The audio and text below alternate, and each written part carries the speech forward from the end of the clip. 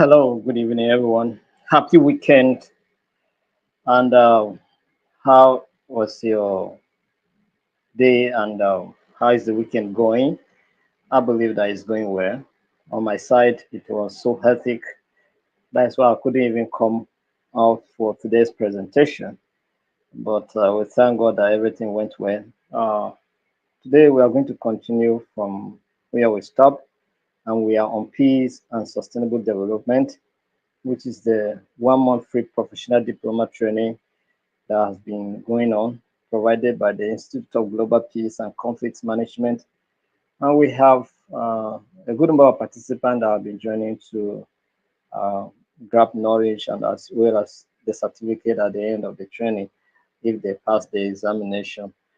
So it has been an interesting time so far, so good. And today is not going to be different. We want you to encourage others to be part of this training. The essence is that we are not doing it to create content. We are doing it because we want to impact peace. We want to also impact knowledge so that people can know what peace is all about, so that they can commit their effort to making peace happen in our communities. So that's why we are so passionate about this training, and that's why we are here once again to do it. That's why we're not tiring. That's why we're not tiring. We are so tireless and committed about it. So we want you to help us to also reach out to other people in your own way. When you share the link to someone to join, you're also helping in promoting peace indirectly. And then concerning the next coming training, which is on peace and conflict management, which is our core course, you will also help to spread the news so that other people can participate as well. So by so doing, you'll be helping us to reach out to many people, and indirectly you are contributing towards peace building. So that's our goal. We want to achieve global peace, and but we cannot achieve it overnight. Certain and concerted effort must be put in place before that can be achieved. And one of those efforts is the training we are doing now. We train, we empower, and then we carry out advocacy programs. And of course, we influence certain policies of government and the decision of government and some laws to make sure that that which we are trusting God to help us achieve will be achieved. So today I welcome all of you on behalf of the Governing Council of the Institute of Global Peace and Conflict Management in this training segment. And we hope that you are going to have a wonderful time here today, as it has always been. And if there's any observation that you want us to consider, if there's any thing that you would like to call attention to, you let us know. For your study manual, we are going to give you a study manual, and that study manual will come shortly, maybe tomorrow, after tomorrow's training. I will give you the manual so that you can start going through it and start preparing for your exams. Although the complete pack will be given to you after the whole training, and then you'll be given 1 week to prepare for your test or for your examination. So I want you to take this training serious. It's not a sham training. This training, those that did training on ADR, they can tell you, if you do not do simulation training, you cannot write the exams. They are very serious and so committed about that because I want to let you know that this training is not a joke. We are so serious about it. So don't come and play pranks with us and get certificate and go. Be committed. Show yourself to be committed, to be dedicated, so that when you get this the certificate, you will not only get the certificate, you get knowledge as well. If you get certificate without knowledge, that certificate will be useless. You cannot defend it, and of course, you will be also throwing the name of the institute to the mall. So it's better you get the knowledge before thinking of the certificate. That will help you better. I know of people that are here for this training not because they want the certificate is the main goal, no, because practically they are not going to use the certificate for anything. It's as if they have finished work. Do you understand? They have done a lot of things in their lives and they just want to acquire knowledge and see how they can, maintain their mental health and then also to do something in their community in terms of promoting peace. Do you understand? Because peace, at whatever age you are, you can promote peace. So that is what it is. So I want to encourage all of us to be committed to this. And for those of you that have been so committed and so passionate, we are grateful that you are doing that. You're not wasting your time at all. Time shall tell when you realize the impact of what you have just done to yourself. So thank you very much, and we appreciate all of you for taking time to be part of today's training. My name once again is Mr. Joshua, the Director of the Institute of Global Peace and Conflict Management. You're always in facilitator. So today, do wait to share the link with someone, invite them to be part of the training, and then by so doing, you will, be changing lives, transforming lives, right? So today we are going to look at climate change and sustainable development. That is Unit 2 of Module 5, climate change and sustainable development. You know, you know, climate change and sustainable development, are challenges that are interconnected. And because they are interconnected, they need integrated solutions to address them. You understand?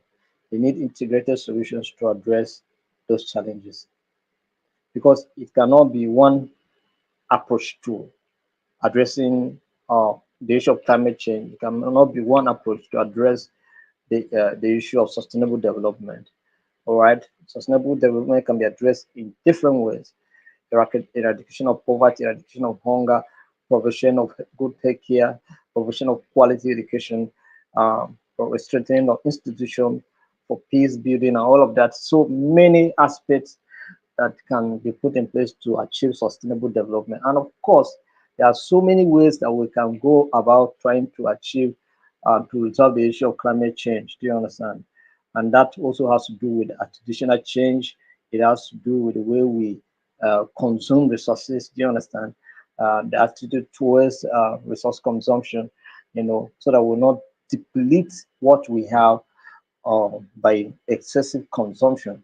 And of course, the consumption that is also healthy, we are consuming and then we are bringing emissions that are also destructive to our lives. Then it's becoming very, difficult to, live as humans. So that's the reason why climate change and sustainable development is we are addressing here now because it has interconnected challenges, and of course, we need integrated solutions to address them. So, we are going to look at climate change and then sustainable. Well, we have discussed what sustainable development is all about, but I want us to look, quite deep into what climate change is all about. Do you understand? So, we'll be looking at um, the term climate change. We'll define what climate change is all about, and then let's see how we can progress from there. We said that climate change refers to significant and lasting changes in the Earth's climate, that is, particularly those resulting from human activities, because these are human induced changes that are taking place. Right? If we say climate change, climate change, climate change, these changes are taking place at the frequency of human activities, right? So human activities are inducing these changes. Do you understand? So it encompasses a shift in temperature because the level of temperature rise, the temperature level is very high because of the combustible, emissions and all those gaseous emissions that are, you know, are, you know, circulating and then putting pressure on our system. Then we'll talk about shift in precipitation patterns. Like I told you, like when I was in Jigawa, like in 2020, we experienced the first rain around April. In 2021 around May. In 2022 around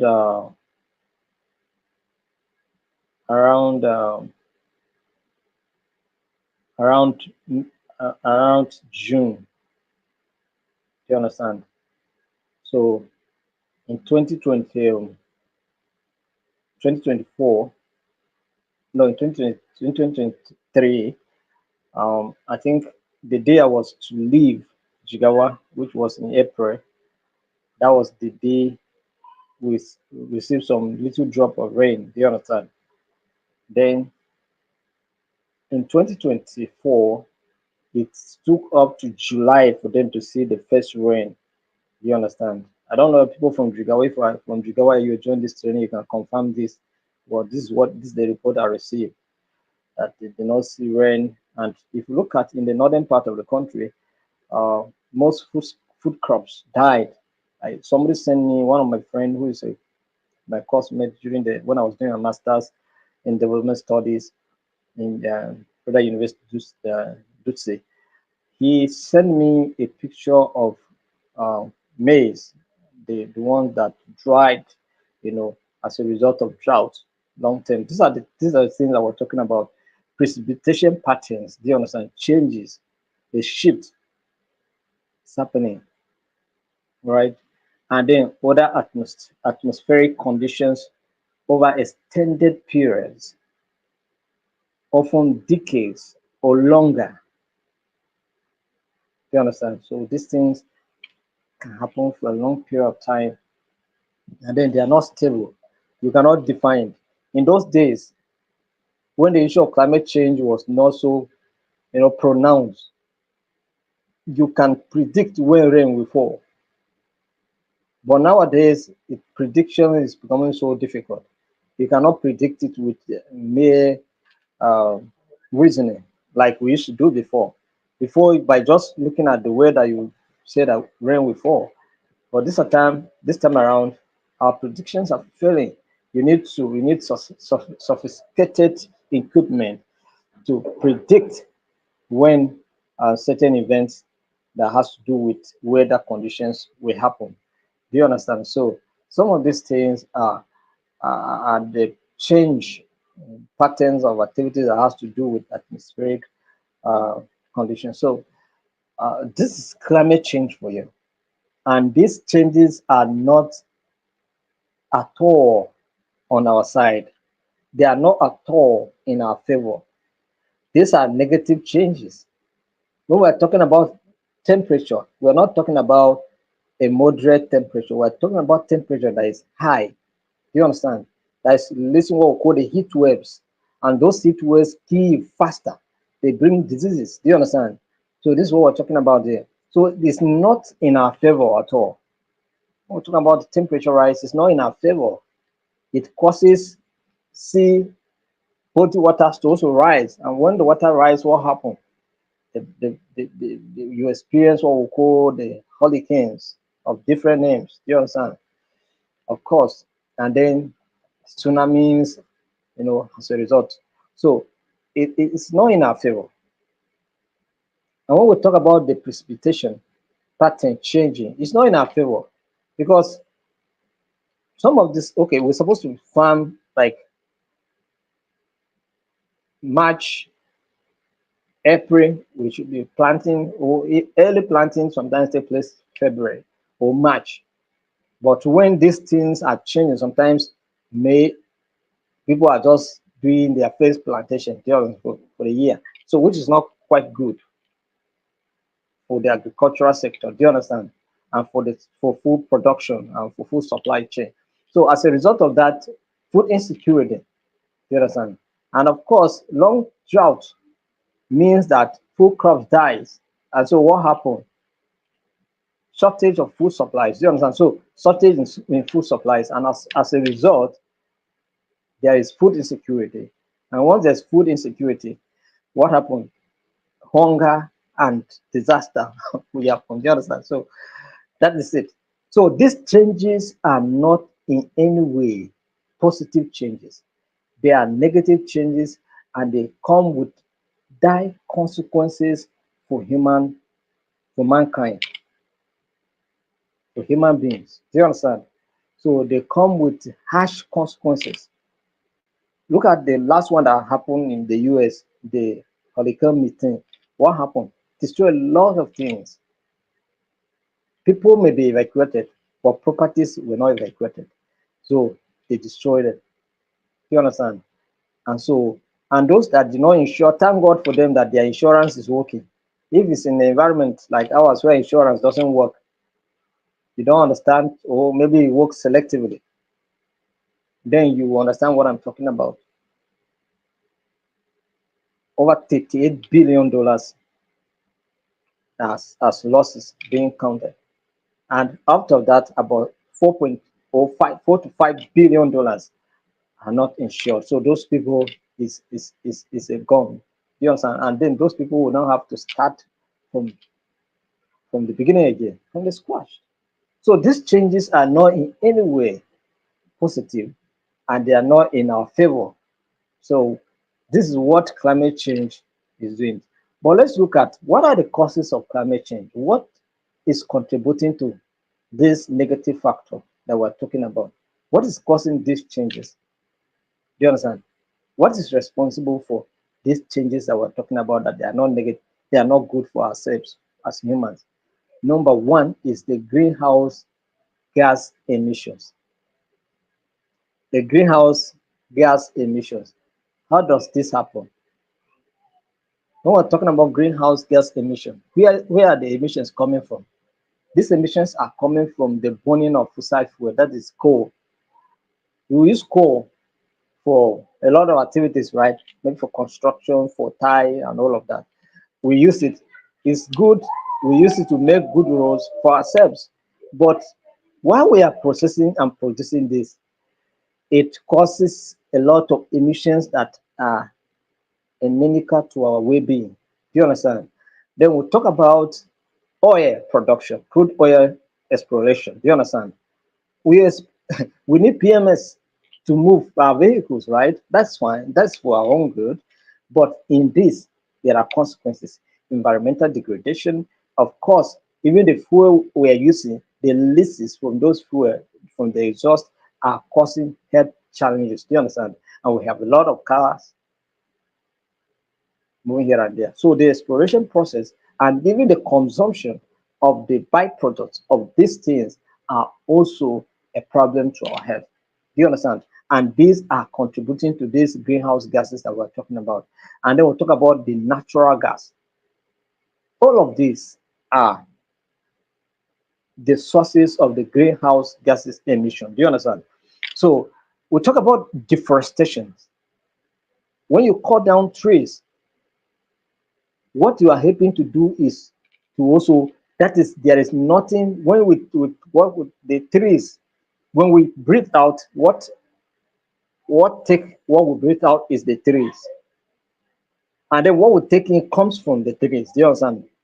So, and or from the air, which probably they help. Do you understand? So, but if we break down, we destroy the trees, once we release, there's nothing taking them. So it's a problem to our health. And then we talk about industrial processes, heavy, heavy production activities going on, and these things are causing problems. They release greenhouse gases. Do you understand? And just when we're talking about greenhouses gases, we're talking about carbon dioxide, carbon dioxide. Do you understand? And then methane, and then into the atmosphere. These are the two dangerous guys that they release. Do you understand? Methane and carbon dioxide. They release them into the atmosphere. And this bring what? A trapping heat and leading to global warming. That's what we are saying. We're talking about global warming. The heat is too much. Oh, when it is the dry season in the north, it's not always funny with us. Do you understand? When I was in the north, when I was in Chikawa, for instance, like as I am here now, once it's the dry season, you see, I will have pimples. My children, heavy ones, like, do you understand? Because of heat. That time we burn fuel. Now, if you, you want to burn fuel with the current price of fuel now, you understand what it means. So when we moved to Abuja, I discovered that those experience just stop because of the change environment. Because Abuja weather is quite different, even though it's share part of the north, but Abuja weather because of the hills around and all of that, it gives Abuja environment a different outlook. So, but these things are bringing what heat. So you can imagine what these people are experiencing heat. And if you can notice very well, I don't know whether you can agree with me, but if we're in the north, take time, maybe take time and visit the grave. You know, they don't keep dead bodies, so you may not understand what I'm talking about there. But if you can take time and visit graveyard and take the statistics of people who died during the rainy period, the season of the raining period is low compared to the dry season when there's heat, the heat period. People that time of uh, maybe March, April, May, when there is no rain, go take that time and you will see how a lot of people have been buried. Some of these people died as a result of this heat. You don't know. You understand? So many things trapping heat. So that's what I'm saying here. So if you are in the north, you can concur to what I'm saying here. Maybe if you are taking time to experience what I'm talking about here. So but we can actually address this issue. We can make a kind of plantation. We can start to separate the our border with Niger, Chad, with a massive forest defense. Do you understand? And then we can be able to reduce these challenges that we're talking about here. So this thing is a problem. Then number two is land use changes. Land use what changes? Deforestation and urbanization reduce the Earth's capacity to absorb carbon dioxide. So exacerbating one warming. You understand? So when we give out carbon dioxide, the tree is supposed to absorb them, but because there are no trees to absorb and give us what we take, what happens? It end up warming the system. I gave you one example again. I was in Jigawa. For those of you that are from that Jigawa mobile base, mobile base. At the back of mobile base, there was I'm giving this description, detailed description, so that you can attest to what I'm saying here. That I'm not telling you stories. I'm telling you a fact.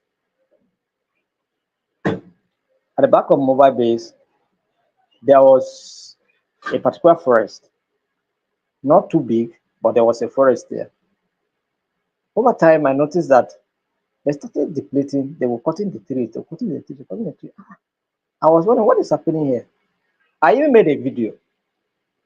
I made a video on that. I went to that place. I made a video on it.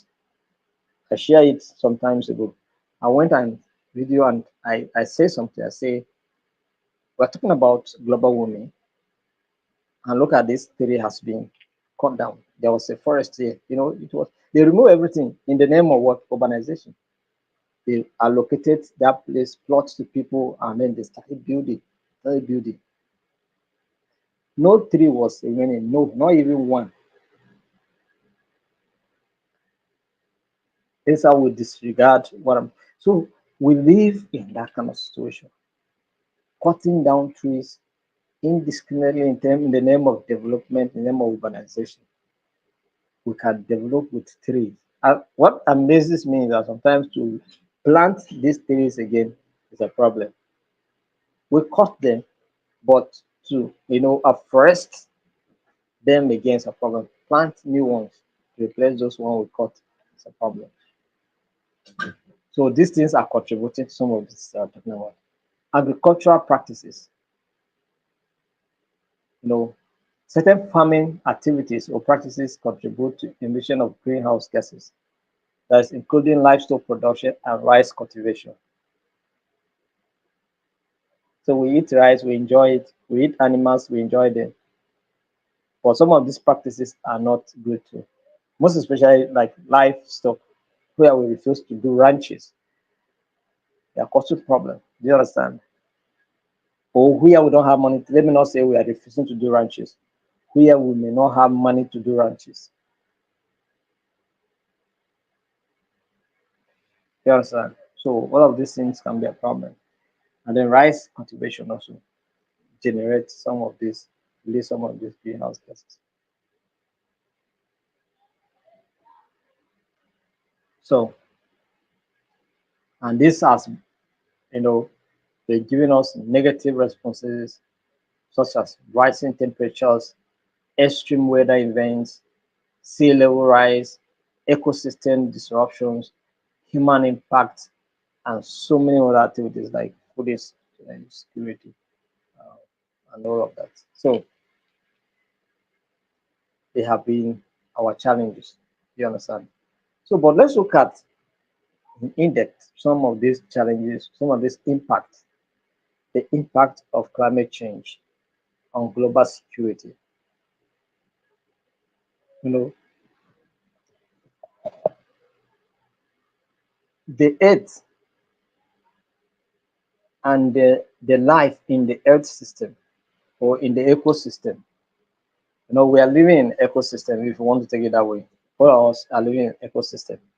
The ecosystem comprises of both living and non-living organisms. Do you understand?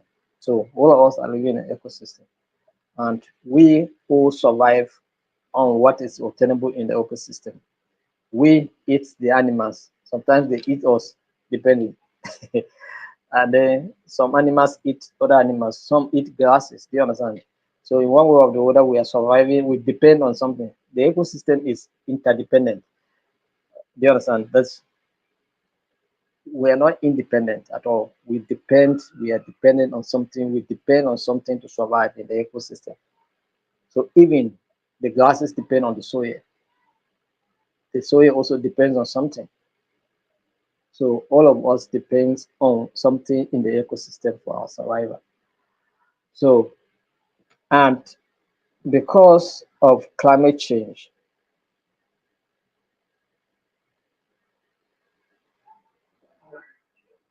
security of everything in the ecosystem is being threatened. The lives of human beings are being threatened. The lives of animals are being threatened. That's what we're talking about, the biodiversity loss. Do you understand? Many species just disappeared over time because of certain activities of climate change. Do you understand? So um the impact of climate change on global security is quite profound, and they are in different dimensions. They are multifaceted, different dimension and multifaceted. Do you understand? So, and these things, they are not happening in one place. It's that's what I say global, right? It's cut across different geopolitical regions, and we are experiencing different impact at different capacity, different levels of experience. We have different experiences. Do you understand? We have different experiences. Depends on where we come from. Depends on the level of activities or the human activities that are being uh, highly industrialized nations are paying the most price for it now. You understand? So that is it. Why the less industrialized states are also paying um, their own price in proportionate to the activities in which they put into the system. So, but this impacts are influencing what?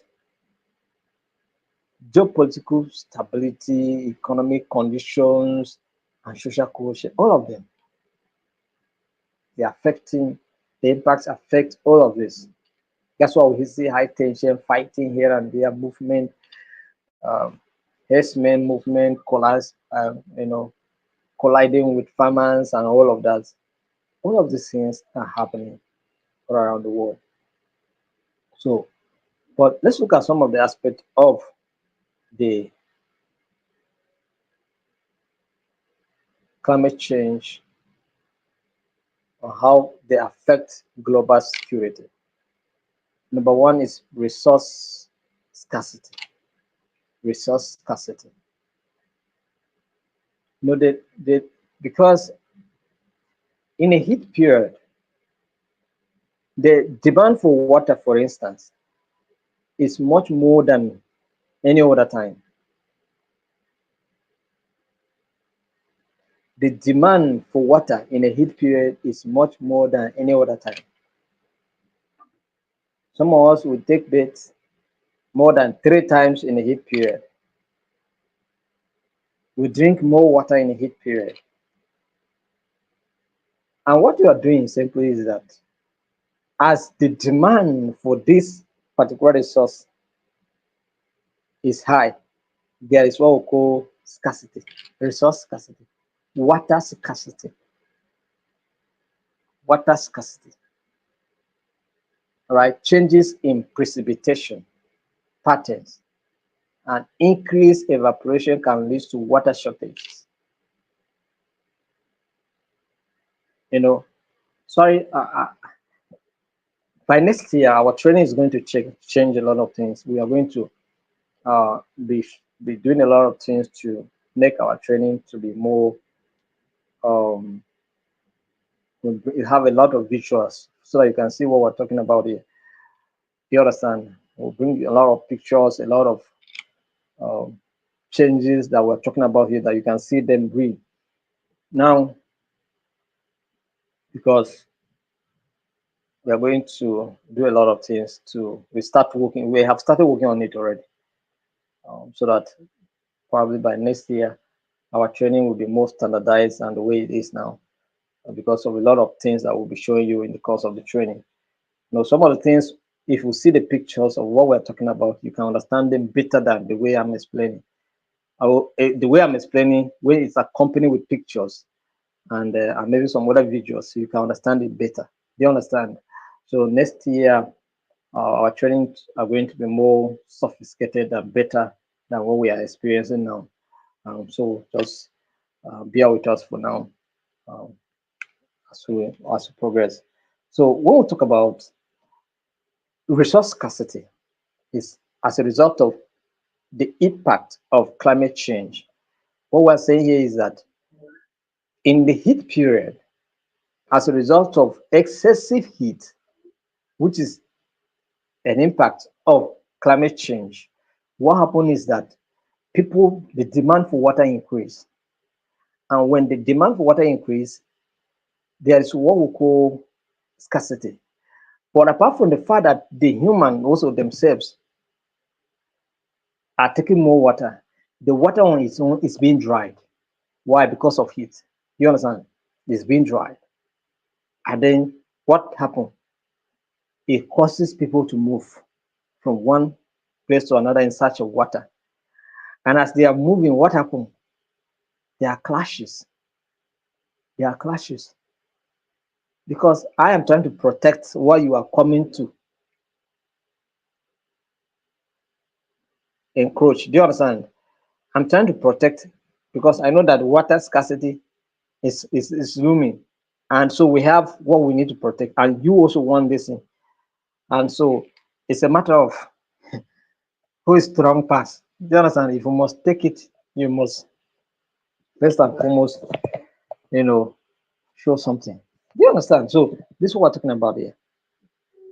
So changes in precipitation and increased evaporation. That's what I'm saying.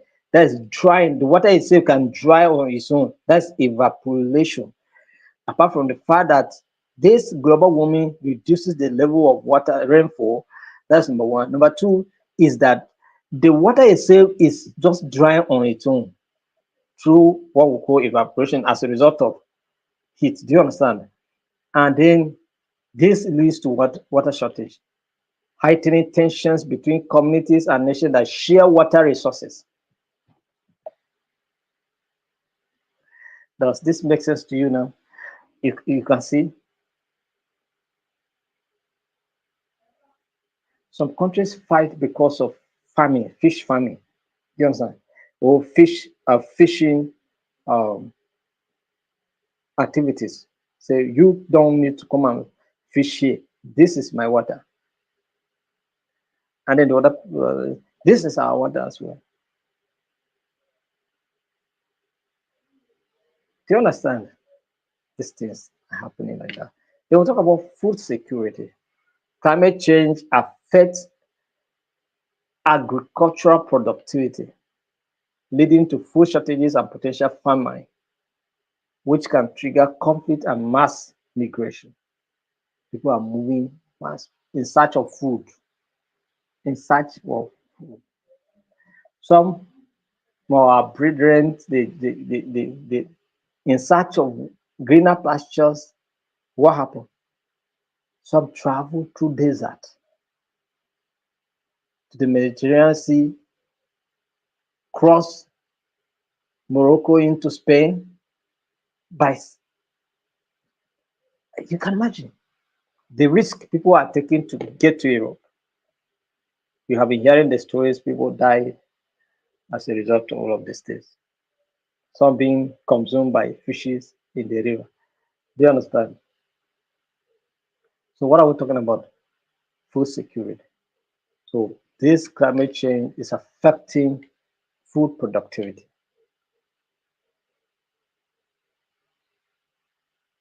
So that's why you are buying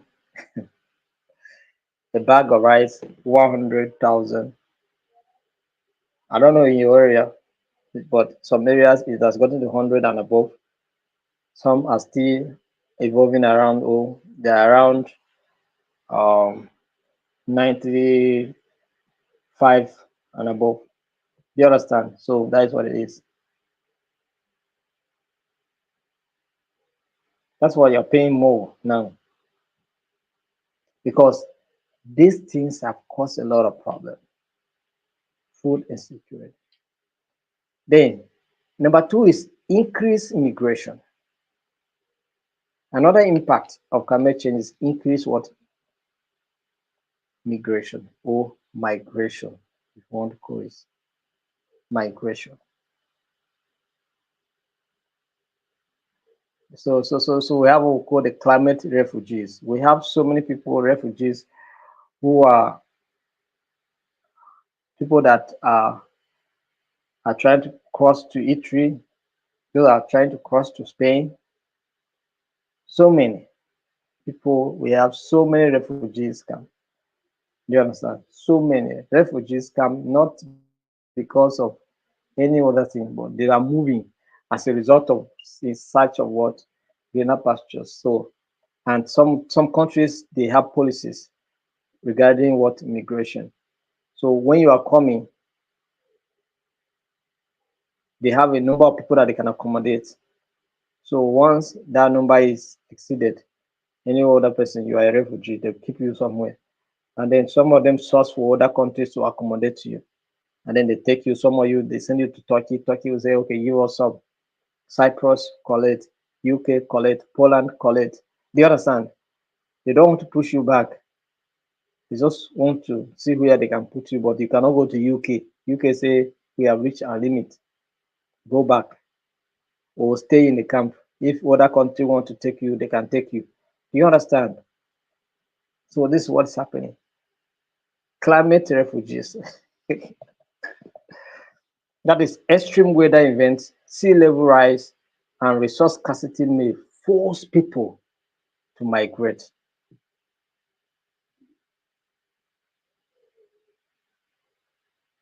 Some people migrate not because they want to, but just some negative events happening. Some people only, some people feel, okay, if I'm able to get to the other side, I can have a better life than what I'm having in my own country. Do you understand? So that's why they're seeking for greater purchase. And then we'll talk about cross-border tensions, cross-border tensions. Because these things, when people move like that, they are illegal migrants. Do you understand? Some of them don't have anything to prove anything. So that's why they are going through the illegal way to get there. Some of them don't have a passport.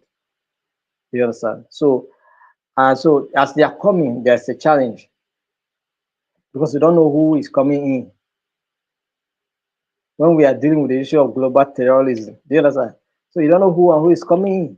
So they need to be scrutinized. They need to be thoroughly checked. And the desperation to get into the place where they want to go create a lot of tensions. Do you understand? Create a lot of problems. Create a lot of demand on the host country. So these things are happening.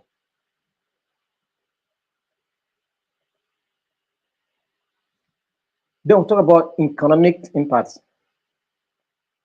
Economic impacts of what? Climate change. Damage to infrastructure. Like I said, the one in US, the hurricane meeting, what happened? Massive, massive, massive infrastructural destruction. Destruction. Massive. I have told you just I have in my earlier speech, I told you the volume of destruction. Over $38 billion. $38 billion. If you want to convert that into naira, you should know how much it will be. More than 50 trillion naira.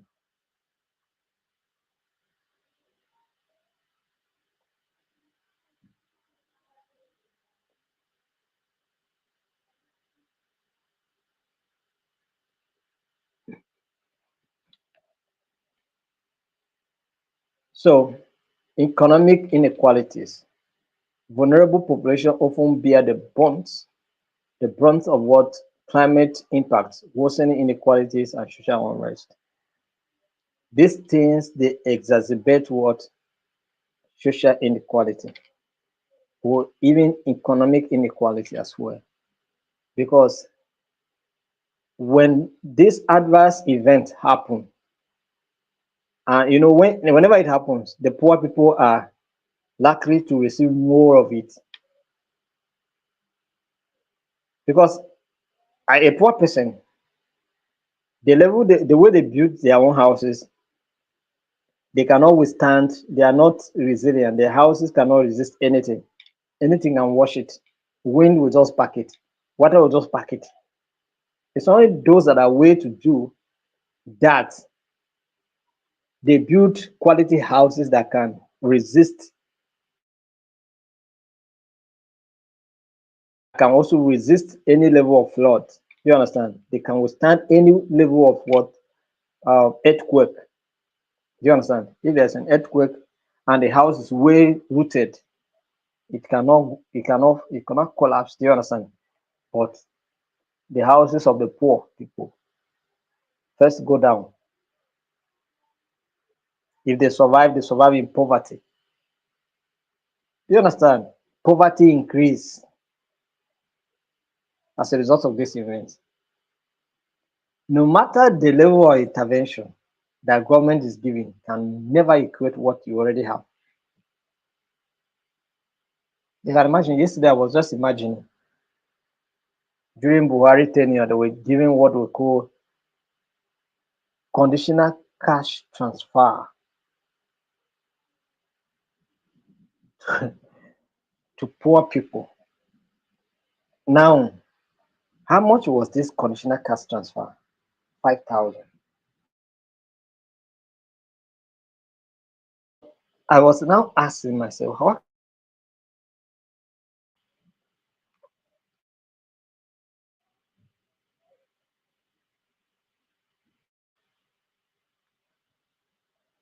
So what I'm trying to say in essence is that I'm not saying that, but the truth of the matter is that whatever government is giving you can never help anyone. When you have, you can now, even if you don't have money, you have enough food to eat, and now you cannot farm, you don't have money, you don't have food, your problem have your problem has increased. Your level of frustration has increased. So poor people suffer more. Do you understand? When the issue of water that happened in Borno State happened, the of it are the poor people. The rich people can still recover sharply. Yes. Do you understand? They can come back, they can bounce back easily. But the poor people shrink. They go down into it, deep into poverty, into what we call abject poverty. Do you understand? Poverty with a level, poverty with qualification. That is, they are living below the poverty line.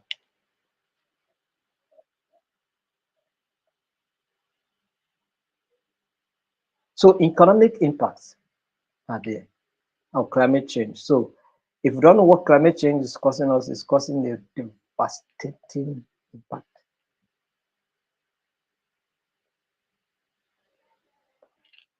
Geopolitical tensions, territorial dispute. Look at what China, what they call not China, even China and Japan, they have been tension there. China, India, tension there. Talk about North Korea and South Korea, tension there. Do you understand? I think of recent, North Korea closed their border against their own brothers. These were two countries. This is one country, just North Korea and South Korea. They are brothers. They are fighting. Tension, right? Geopolitical tension. Look at the conflict in between Russia and Ukraine. Conflict between Israel and other countries in the Middle East.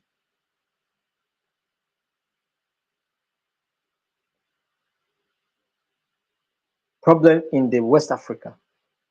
Problem in the Central Africa.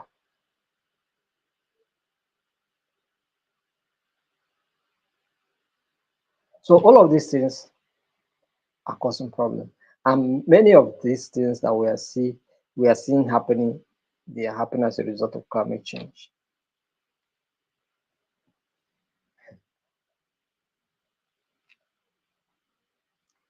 Resource competition, scarcity of essential resources like water and arable land can lead to conflicts, particularly in regions already prone to instability.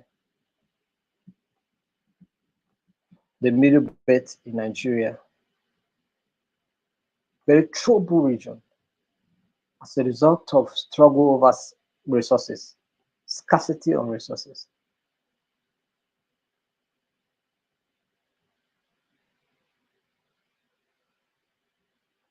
Are you getting a point now? How we are making sense? Are we making sense? Are we making progress? Are you learning something?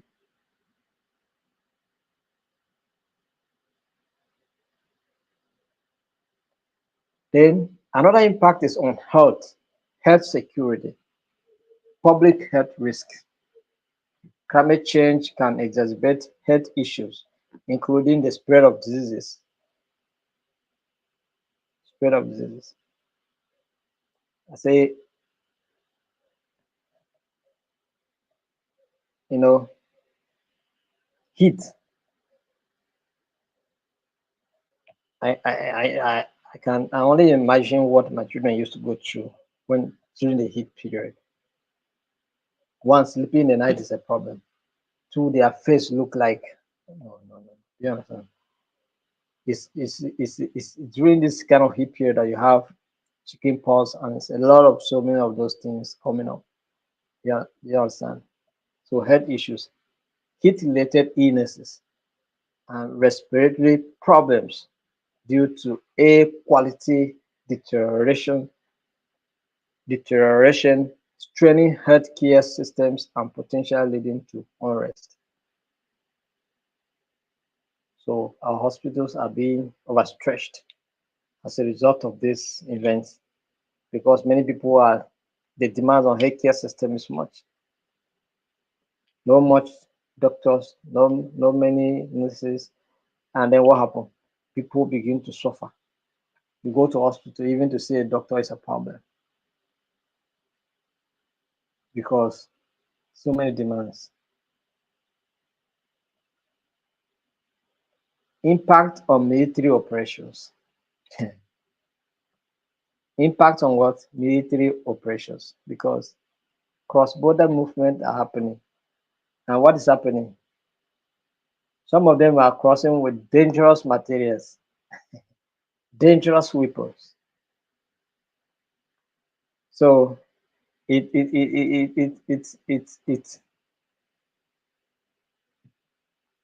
gives the military tough time. It gives the military tough time to address. Do you understand? So we'll talk about operational readiness, humanitarian missions. Armed forces are increasingly called upon to assist in disaster response and recovery, which can stretch resources and impact their primary missions. Do you understand? So many activities, rescue missions. I think there's one of the people, officers who, I think one of the people that applied to become a member of the institute was giving me his experience, how he was in the sea trying to save lives. Do you understand? Because of the happening at the sea. Do you understand? So some of these things are there. In time of flooding, you see what happens. Now it's happening in the Benue region down south. You understand? Kogi. Kogi is always at the recipient, the conference state. Do you understand? So always receiving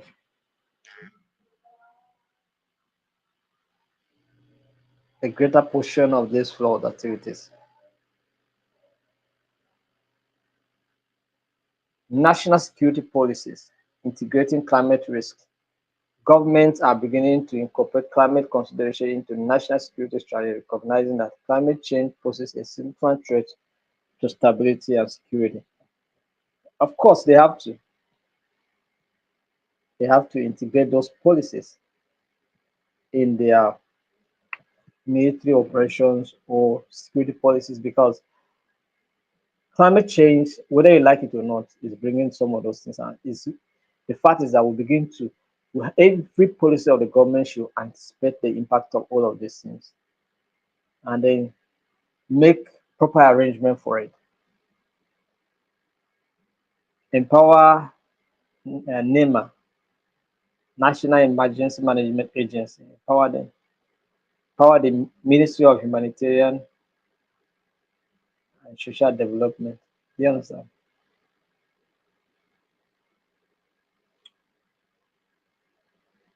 So that in times of challenges like this, they can be able to respond fast. All right. So these are the various way, these are the various ways climate change is impacting our lives, impacting our world, impacting the things that we do. Climate change is impacting us in in several ways and in different dimensions. And some of them we have just mentioned them and enumerated them now. So some of them we have just mentioned and enumerated them now.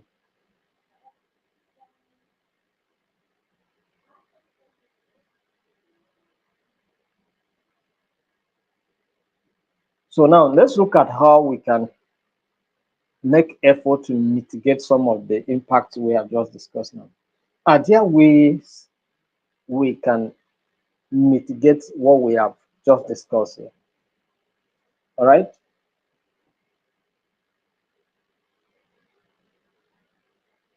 So mitigation and adaptation. All right. Mitigation and adaptation. So let's look at mitigation and adaptation. And there are two ways we can address the issue of climate change, right? We mitigate, we adapt. So mitigation focuses on reducing the greenhouse gas emissions to limit global warming. Adaptation has to do with adjusting to the impacts of climate change that are already occurring or anticipated to happen. Do you understand? So either you adapt, you adjust to accommodate, or you prevent certain things from happening. So let's look at mitigation strategies. What are mitigation strategies? Transition to renewable energy. Transition to renewable energy. Instead of using the fossil fuel, we have to transit towards renewable energy, which is what solar and wind power, which is what energy storage technologies. We need to bring them batteries, inverters, and several solar panels, and all of that. All of these are some of the things that we're talking about so that we'll not be using fossil fuel again for our, you know, manufacturing and lighting activities. We we need to we need to use it a different way. All right. We don't want to use coal to generate electricity or generate whatever. We can use it. We can use different ways to, what we call the renewable ways of generating electricity for our own consumption. Then we enjoy the electricity and enjoy life as well. Enjoy a good lifespan. It's appointed unto man to die at the appropriate time, not to die as a result of climate change. You understand? So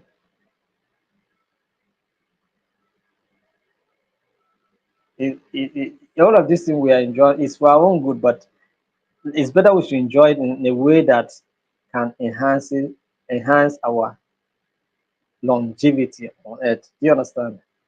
So that is it. So number two is energy efficiency. Energy what? Efficiency.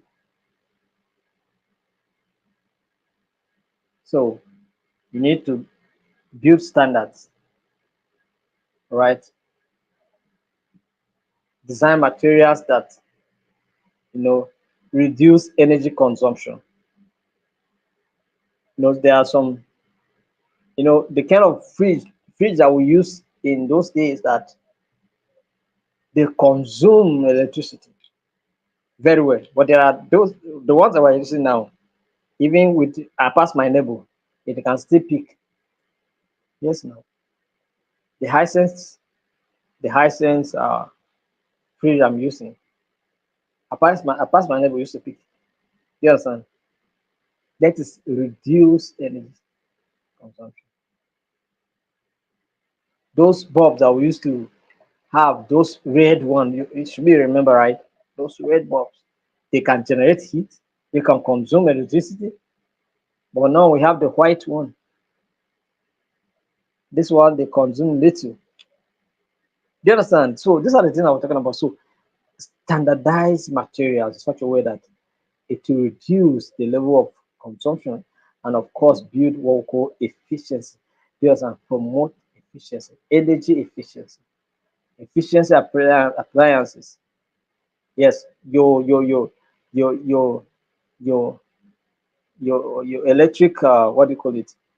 Heater, the water heater, the the microwaves, the washing machine, all of those things. It doesn't matter the level of currents they can pick. That is to tell you that they are consuming low energy. So this is what we're talking about. So appliances, your television picks any current at all. You understand? This is what we're talking about. No matter how low the current is, they'll still pick.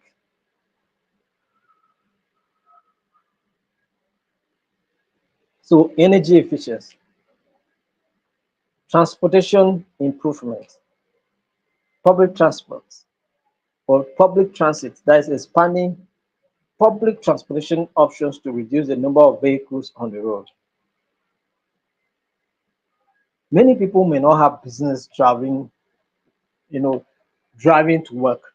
If we have good public systems in Nigeria, for instance, now, many people will park their cars. They may be driving them on weekends only, just weekends only, when they are not going to work. They may just drive to an event that they want to attend. But when it comes to going to work, public vehicles are public means of transportation will be available. So that will reduce vehicles on the road, and of course, it will reduce the level of emission. Do you understand? We can use cable transportation. We can use uh, uh, trains, eco-friendly trains. But we are seeing these things happening. We go to other countries, we enjoy them, but bringing them back here, it's as if we are a cursed people. So hypocritic. You go to other countries, you enjoy those things, you come back here and tell us stories. The former governor in my state, he traveled to China. He always travel on investment. He traveled and came back with nothing. 8 good years, nothing to show. How can you do such? You travel there, you go enjoy all those things. You travel, sometimes you say investment meetings. Oh, whatever. Nothing, no investment translate into physical investment. They wanted to do international cargo airport. Last, now Nasarawa State come build the cargo airport. You know, somebody who started it could not even. So these are the things I'm talking about. Do you understand? So we need to commit to some of these things. So if we have trains that, like for instance, the city of Abuja, for instance, we have trains that are moving all from airport road down to Metama, down to Secretariat, down to Jabi, down to Wuse, down to, you know, you will not have any problem at all. It will reduce the number of vehicles on the road.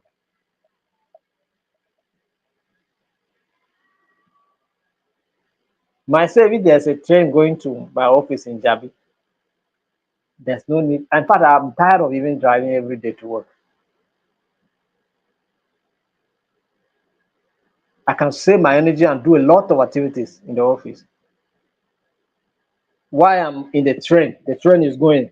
I am thinking sometimes I'm driving, an idea will come to my head to write, no way. Before I will go and park, idea don't disappear. Do you understand? But you can, while in the train, you write your things, do your things. No disturbances. On the weekend, you can drive, go out with your family, do a lot of things, or attend to personal issues as much as possible. But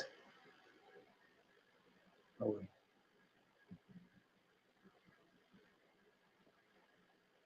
we remove subsidy now, we are generating billions of dollars. We are not seeing them. They're not translating into the reality of things that they told us they needed this money to do. We are paying so much on fuel, but we are not seeing this money revenue generated translating into the real situation of things. So, what do we want? What actually do we want?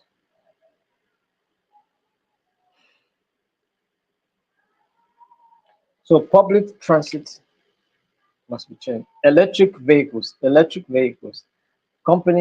countries are investing in electric vehicles to reduce this emission. You understand? So we have enough electric vehicles on the road. You will not be seeing smoke on the road. You cannot be seeing toxic smell on the road when you are driving. If you are driving on the road, and unfortunate for you, you see a car that's in your front that is exhaust is giving some smoke, at least driving the tire you, right?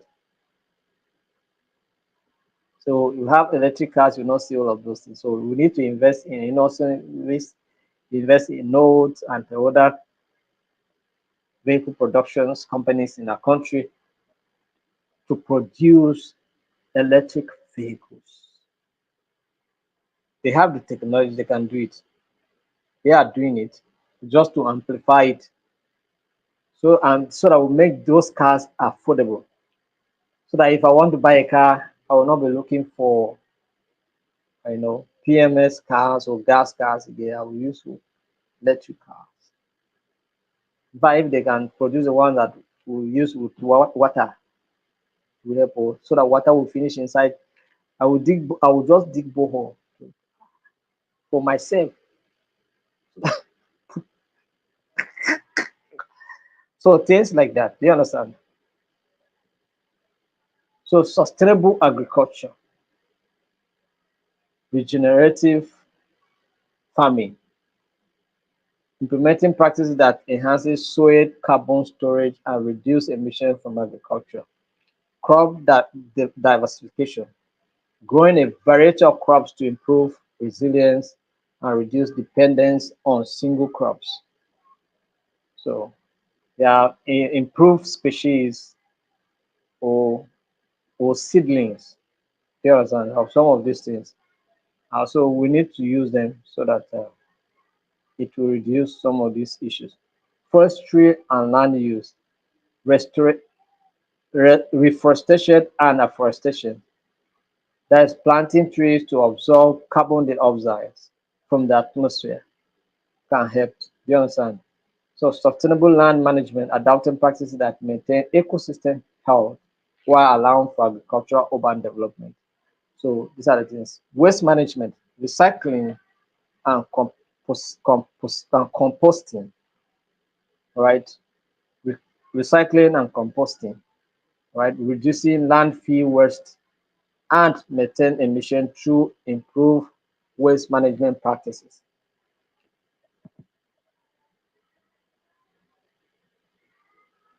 I saw in other countries, nothing is a waste. I think I saw in which country, which country, nothing waste there. What's the name of this country? Why am I forgetting the name of the country? Close to Philippines. What is the name of this country? If you can remember, just share the name. Maybe you can know. You know what I'm trying to talk about. The country is close to Philippines. What is the name of this country?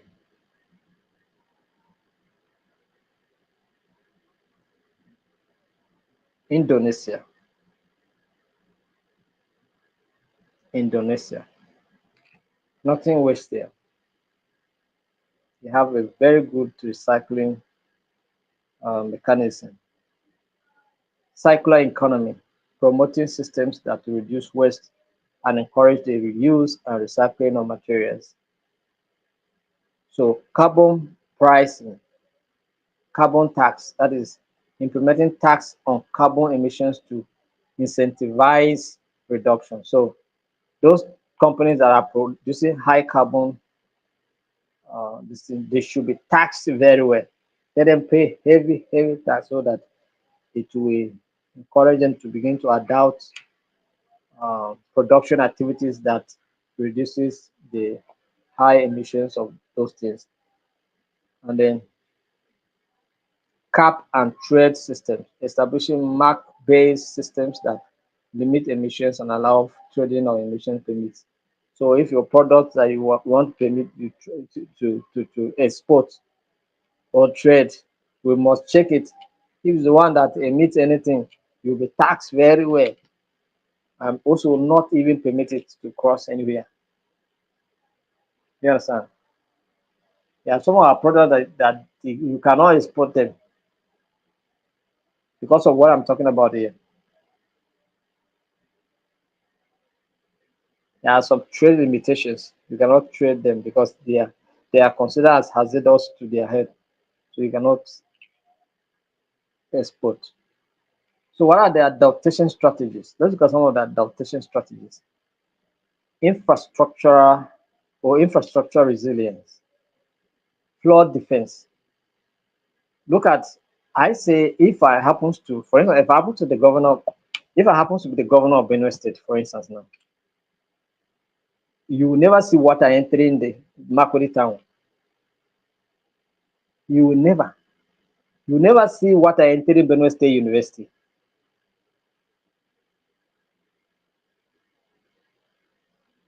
If I'm governor of Kogi State, you will never see water entering the heart of Lokoja. Who burn that water? It doesn't matter how rise. If you like rise to heaven, you will not enter the city. You rise and go where you are going. Do you understand? You will not branch inside the city. It doesn't matter. It's just a little effort. Just a little effort. And then you channel this water to where they are going to move. Do you understand?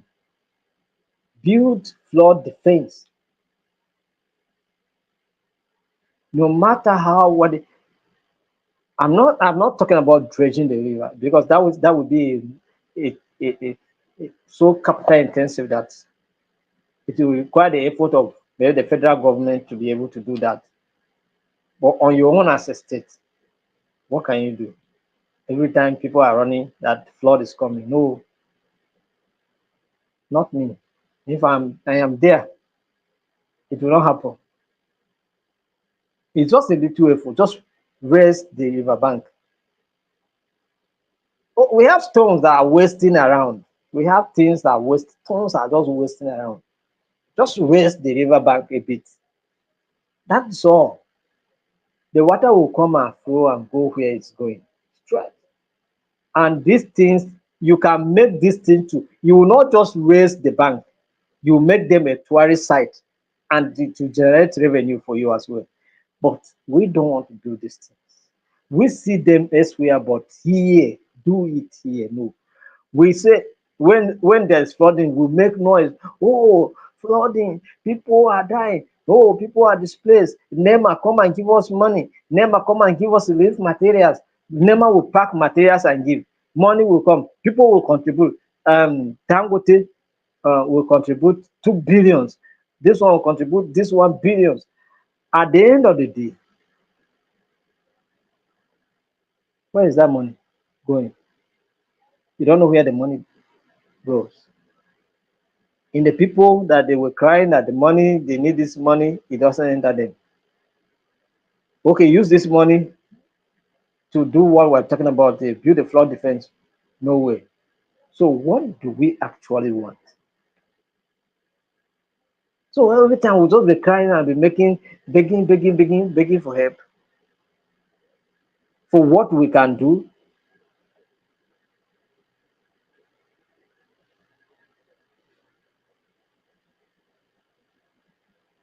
No, sir, don't tell me say because I'm not the politician now, I'm talking. Like I'm not the governor now, I can do it. When I'm governor, I will not do it. Forget that one.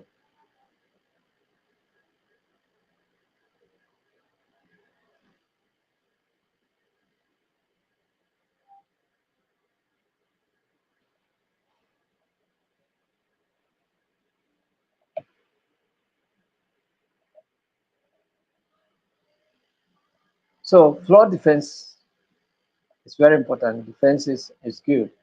So you build levees,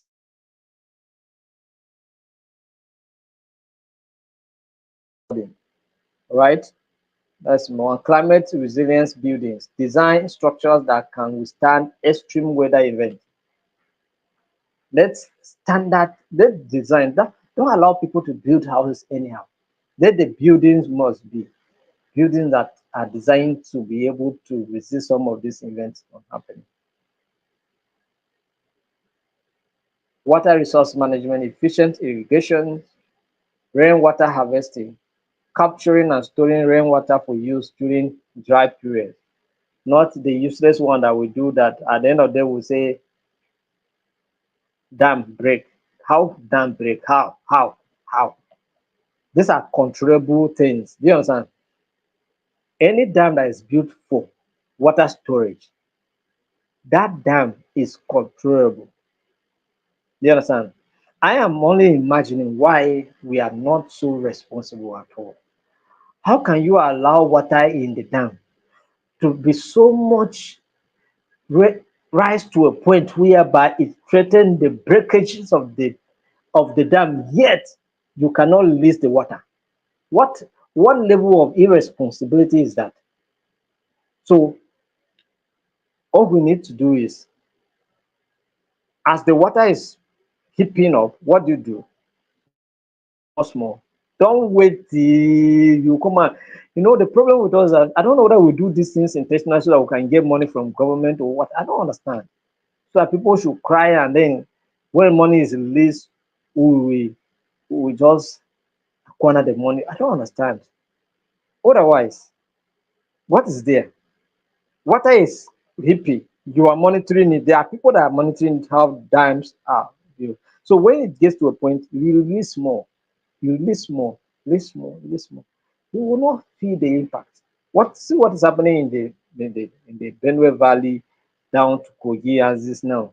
It's because of the water that was released from Cameroon. Why will you wait to release water to that volume? Why?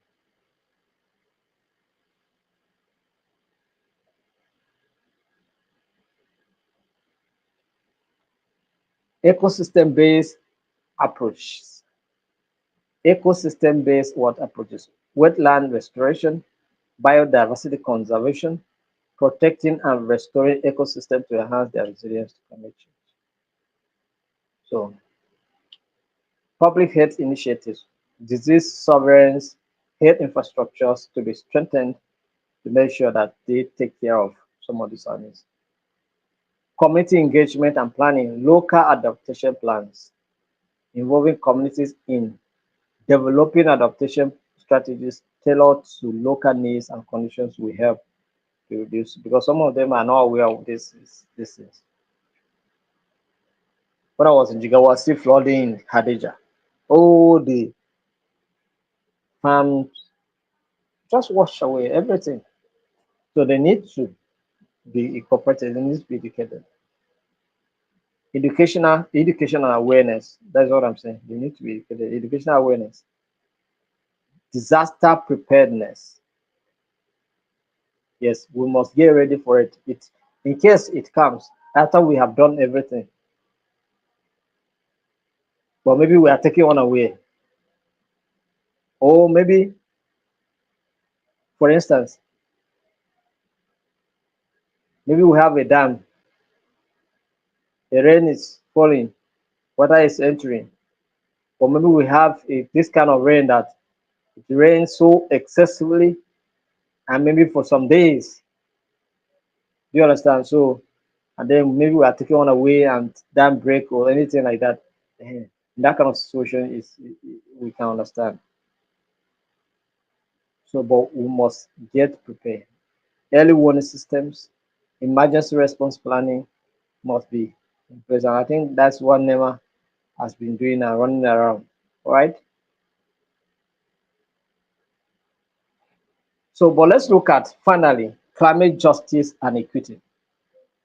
Climate justice and equity. You know, people are suffering from the impacts of climate change not because they are so solely responsible.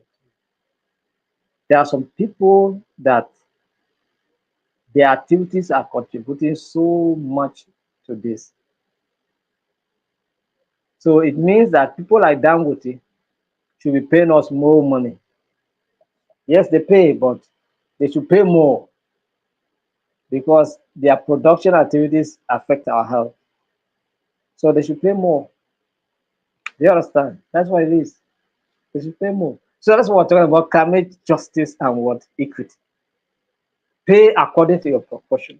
That's the more carbon the outsides or greenhouse gases you are emitting, the more you pay us tax.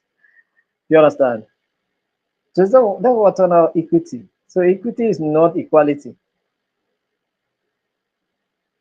You understand? So you pay according to the proportion to which you are causing damages to us. You understand? So that's what we're talking about here. So what are the key aspects of climate change and equity? disproportionate impact. Disproportionate what impact? That is vulnerable communities, low income communities, indigenous people, and marginalized groups are often most affected by climate change due to their limited resources and adaptive capacity. No, these people at the receiving end. So global equity, no, global inequity, right? So that is developing countries, particularly those with fewer economic resources, face severe climate impact while contributing minimally to global greenhouse gas emission. So there are some countries that their level of developmental activities affects other countries, right? Even in Europe, the activity, what is coming out of UK is affecting many of those other countries. Do you understand? Because of the level of production activities that's going on there.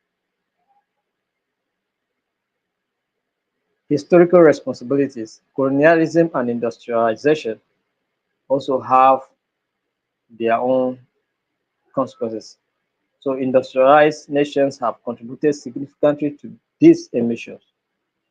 Climate justice advocates that these nations take responsibility for their past actions. That's what we are asking, even in the Paris Agreement.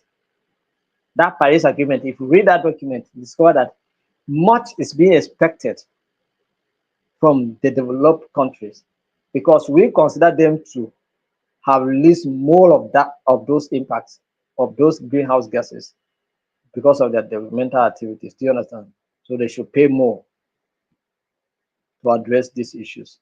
Inclusion in decision making, participatory approaches, engage affected communities in climate policy decision, ensure their voices and needs are heard and addressed. So when you want to develop community climate change policies, let the community, we are those, don't sit in Abuja and take a policy that is affecting people in Jigawa. Let the Jigawa people be included. Let the Rivers people be included. Let them say what is their experience. In that way, you can develop a policy that will have the real impact on the people. Empowerment, of course, promoting leadership from marginalized groups in climate action initiatives foster equity and can lead to more effective solutions. So access to resources, finance and technology, right? And then sustainable development, all of these can help.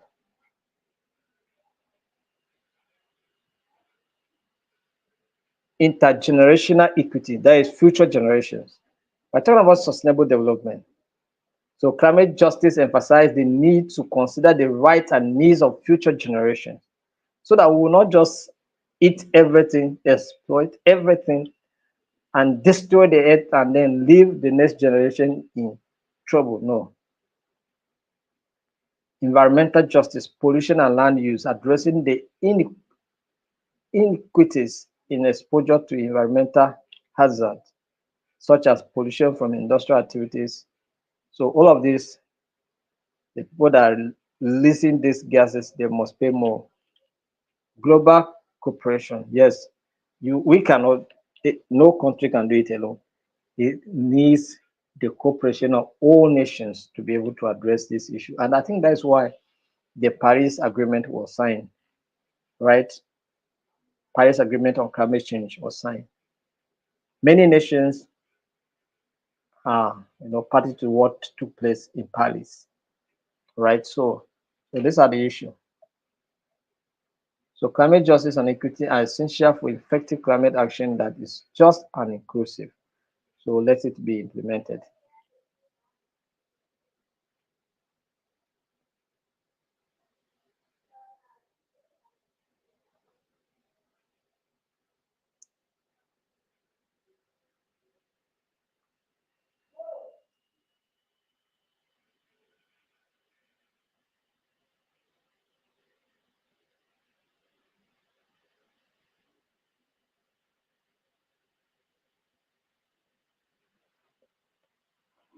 So that is the much we can take for today.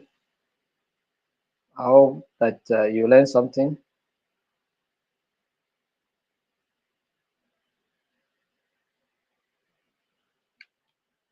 I hope you have learned something, and I hope that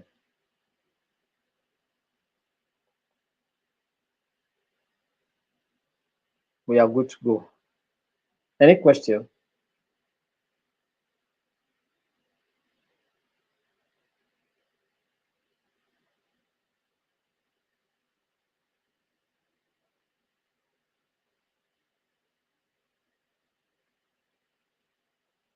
I think I talked about this yesterday. Now somebody is asking where the kind of paper we should use when printing certificate. I say use hard card, hard card, that white one, the hard card, the hard paper, the hard paper, the white one that will print certificate on. So I think that that is okay.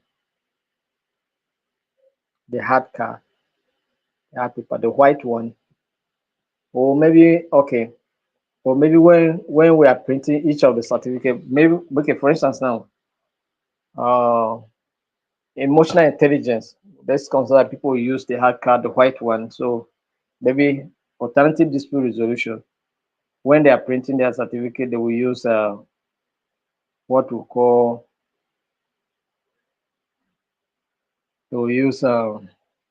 But the problem is that we don't want to give different colors that you may not be able to get in your area, and then it becomes stressful for you to print your certificate. So just print on a hard card.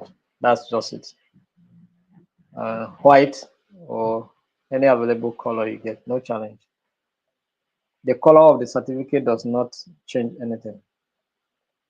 Our certificate has security, all right? So it doesn't change anything. The paper you print on it does not change anything, but use hard card. That is the white one. The hard paper is better. Does not change anything. Our certificate has security, so it does not change anything. Anybody can verify our certificate anytime, anywhere.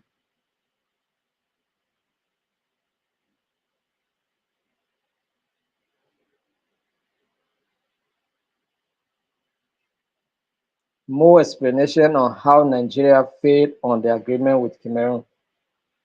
I don't want to dive into the issue of international politics. Nigeria has been having problem with their neighbors. They have not been able to build good relationship, and I'm wondering why.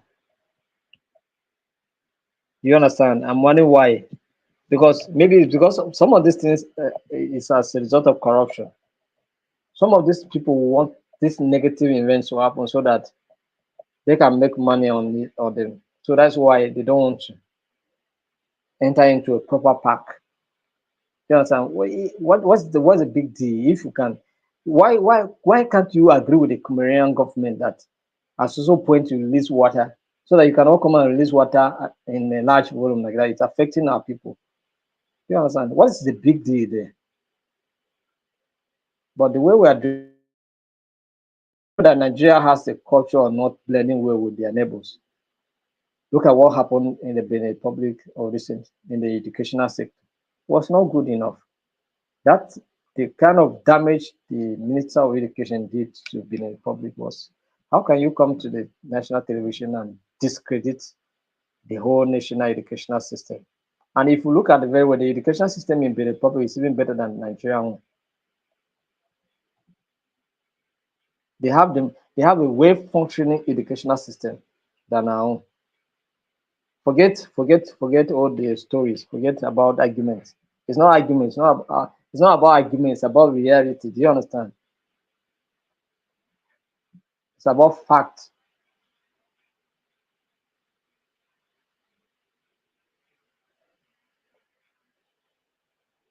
So I don't know. It's politicians. So I don't have any explanation to give, but it's politicians.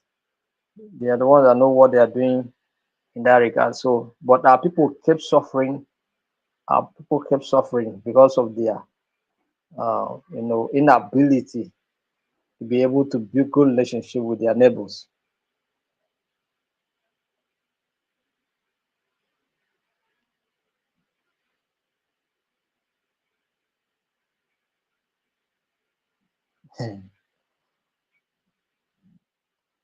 And Dr. Odipo say our relationship with our neighbors because of our policy somersault. Yes, we have been having policy jugglers. Do you understand? Policy somersault. So all of these things have been a problem. So it's a problem.